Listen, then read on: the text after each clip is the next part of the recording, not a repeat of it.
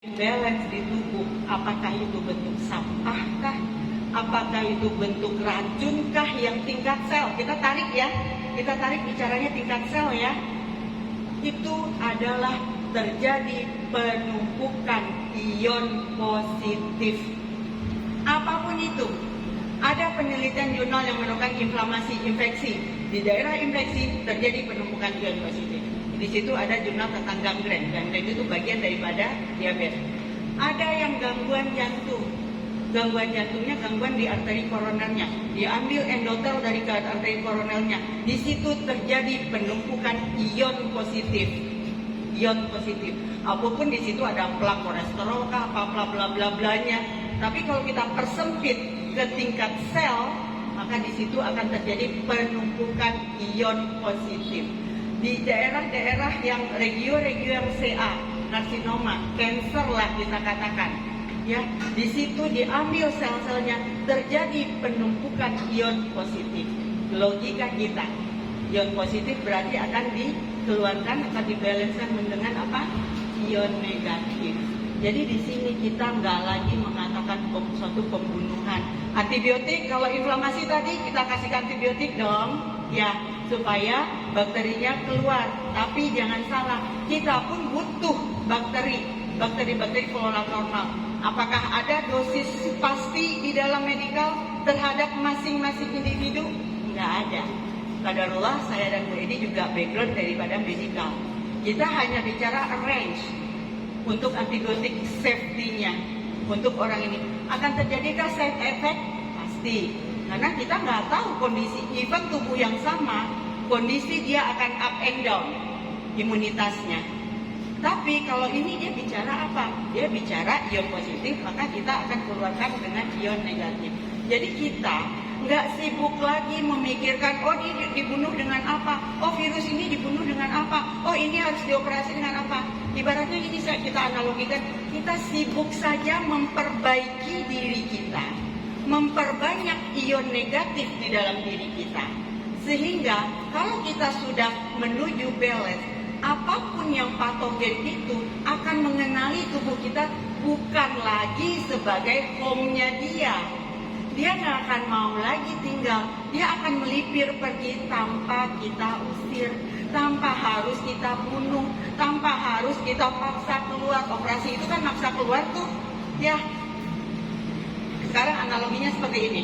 Ada satu rumah kita nih, rumahnya kotor, banyak kecoa, banyak tikus. Akan kita bunuhkah satu-satu kecoa dan tikusnya?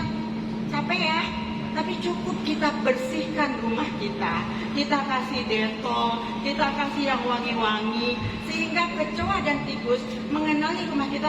Ini mah bukan rumah aku. Dia akan melipir pergi dengan sendirinya dan gak akan datang lagi. Boleh ya, seperti itu persepsinya. Itulah kerja ion negatif di tubuh kita. Kalau sudah bersih tingkat sel, sel nanti kumpulan sel membentuk apa ya Bapak Ibu? Jaringan. Jaringan bersih, jaringan membentuk apa? Organ jadi bersih, organ membentuk apa? Sistem organ membentuk tubuh. Nah disitulah tingkatan kerjanya biosaver sehingga apa? Tubuh menjadi balance. Nah disitu baru kita bilang dengan jawab dengan data bahwasanya biosaver atau ion negatif di dalam biosaver ini bisa digunakan untuk apapun kondisi yang imbalance. Saya tidak bicara penyakit, ya apapun, karena kita bisa mengeksplorasinya kembali apa tingkat sel. Kita nggak bicara lagi otak. Oh berarti lambung bisa dong? Ya lambung punya sel nggak? Punya dong. Kalau sel lambung udah bersih, jaringan lambung juga ikut bersih nggak? Jaringan lambung itu bersih, organ lambung itu bersih nggak? Dan lambung nggak bisa hidup sendiri. Oh ya kita hanya punya lambung enggak? Ibarat kata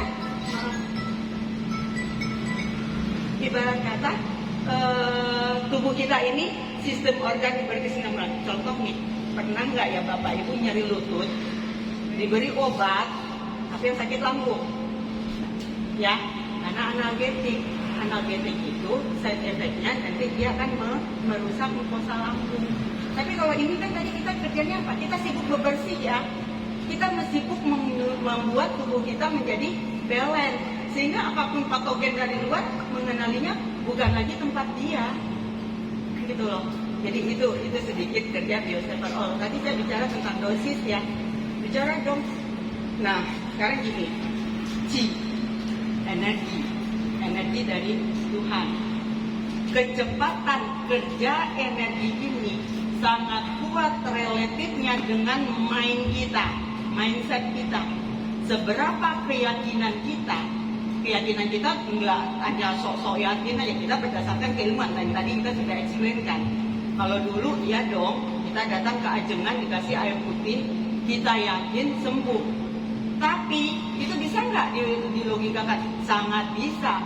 Jepang sekarang yang sudah membuktikan bahwasanya air putih yang diberi afirmasi positif dalam bentuk doa-doa oleh Ajengan ditransferkan hakul yakinnya ke kita yang meminum, berubah loh molekulnya menjadi molekul heksagonal.